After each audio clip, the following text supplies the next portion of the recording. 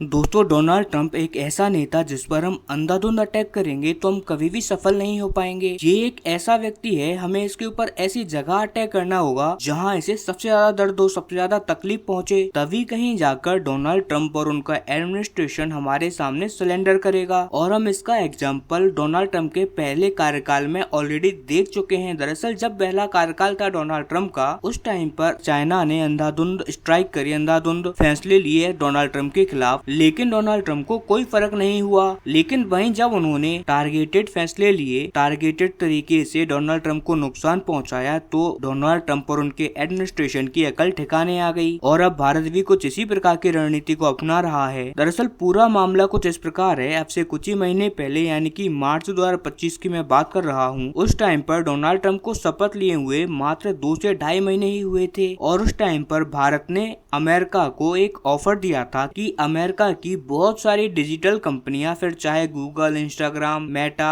Twitter, ये सारी कंपनियां हैं, इन सारी कंपनियों के ऊपर 6% का डिजिटल टैक्स लगता है। डिजिटल टैक्स तो बहुत सिंपल भी मैंने आपको बता दिया है। असल में इसको कहा जाता है इक्वलाइजेशन लेवी और ये बहुत ज्यादा भारी पड़ता है इन तमाम डिजिटल कंपनियों को, क्योंकि गूगल, मेटा, ट्विटर, इन सभी चीजों का भारत के अंदर बहुत ज्यादा व्यापार है। कई सौ बिलियंस ऑफ डॉलर का व्यापार ये सारी कंपनियां भारत के अंदर करती हैं। ऐसे में जब इनके ऊपर 6% का टैरिफ लगता है तो इनकी अरबों अरब डॉलर की कमाई इन्हें भारत को देनी पड़ती है टैक्स के रूप में। इसीलिए अमेरिका को भारत ने ये ऑफर दिया था कि हम ये लेवी को माफ कर देंगे अगर अब भारत के ऊपर से लगे सारे टैरिफ हटा देते हैं। तो कुल मिलाकर भारत ने अमेरिका को एक शुद्ध साफ ऑफर दे दिया था कि आप हमारे ऊपर से टैरिफ हटा लीजिए और हम भी आपकी डिजिटल कंपनियों के ऊपर से डिजिटल टैरिफ हटा देंगे। और तभी से लेकर इसके ऊपर बातचीत भी चल रही थी, लेकिन डोनाल्ड ट्रंप तो डोनाल्ड ट्रंप ठहरे, वो टैरिफ हटाने के लिए रेडी ही नहीं थे। और अब तो उन्होंने ये भी कह दिया है कि आज जब मैं ये वीडियो बना रहा हूँ उस टाइम पर 28 जुलाई हो गई है और दुनिया भर के तमाम देशों के पास मात्र 3 ही दिन बचे हैं। इन 3 दिन के भीतर या तो आप हमसे ट्रेड डील कर लो, क्योंकि अगर आपकी डेडलाइन खत्म हो गई फिर ना तो आपको ग्रेस पीरियड मिलेगा और ना ही हम किसी को एक्स्ट्रा टाइम देने वाले हैं। हम 1 अगस्त से सभी तमाम देशों के ऊपर टैरिफ लागू कर देंगे, यानी कि 1 तारीख से भारत के ऊपर भी 25 से 26% का टैरिफ लगना स्टार्ट हो जाएगा, जो कि बहुत भारी पड़ेगा भारतीय एक्सपोर्ट के ऊपर। इसीलिए भारत के जो कॉमर्स मिनिस्टर हैं उन्होंने साफ साफ कह दिया है, आप खुद आपकी स्क्रीन पर देखिए, कि अगर हमारे ऊपर टैरिफ या टैक्स लगते हैं तो ऐसे में ट्रंप इस इक्वलाइजेशन लेवी को भूल जाएं। इसके बाद हम किसी भी कीमत पर इसे खत्म नहीं करेंगे। अगर आप ट्रेड डील भी करोगे भारत के साथ तो उस ट्रेड डील के अंदर भी हम इस इक्वलाइजेशन लेवी को इंक्लूड नहीं करने वाले। लेकिन दोस्तों, उससे पहले अगर अभी तक आपने इस चैनल को सब्सक्राइब नहीं किया है तो आपसे विनम्र निवेदन है कि आप इस चैनल को सब्सक्राइब